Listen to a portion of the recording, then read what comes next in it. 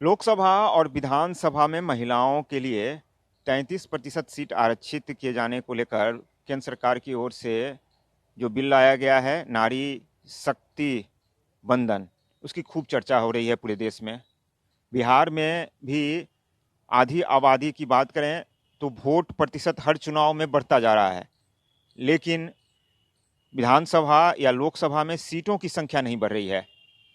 जदयू और बीजेपी नेताओं का दावा है कि उनका प्रयास लगातार हो रहा है और अब इस बिल को लेकर क्रेडिट लेने की कोशिश भी हो रही है।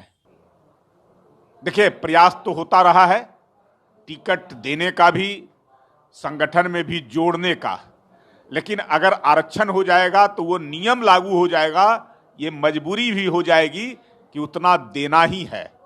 इसलिए हमारे यहाँ तो महिला मोर्चा अलग से विंग काम करता है, जो केवल महिलाओं के बीच में काम करने के लिए होता है और नीचे स्तर तक होता है, जिला में, मंडल में, नीचे स्तर तक हमारे यहाँ जो है वो काम करता है। तो महिलाओं की जो आधी आबादी देश की है, उसके सशक्तिकरण के लिए विशेष तौर पे ध्यान देना, उनको सम्मान देना, उनके जो राजनीतिक स्थिति है या सामाजिक स्थिति है उसको कैसे मजबूत और सशक्त कर सके, इस दिशा में लगातार प्रयास होता रहा है। बिहार के लोकप्रिय मुख्यमंत्री जी ने महिलाओं को 50% आरक्षण त्रिस्तरीय पंचायतों के चुनाव में उन्होंने दिया।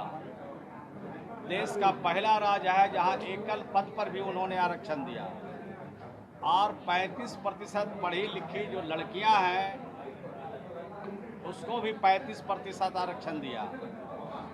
और इसके साथ साथ शिक्षक नियुक्ति हो चाहे अन्य भी जो नियुक्तियां हैं उसमें पूरी तरह से आरक्षण नीति का पालन हो रहा है।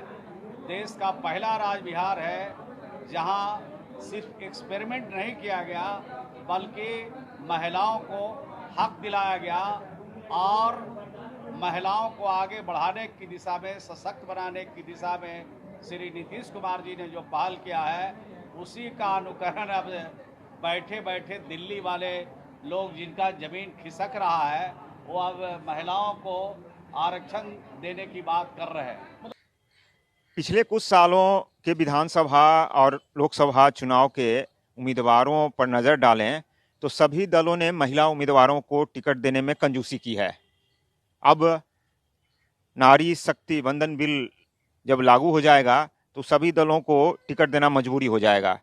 ऐसे में बिहार की तस्वीर भी, चाहे विधानसभा की बात करें या लोकसभा की, बदलने वाली है, क्योंकि बिहार से भी 40 लोकसभा की सीटें हैं तो वहीं 243 बिहार में विधानसभा की सीटें हैं, जिस पर आधी आबादी का आधी सीटों पर कब्जा नजर आएगा। अविनाश, ईटीवी भारत, पटना।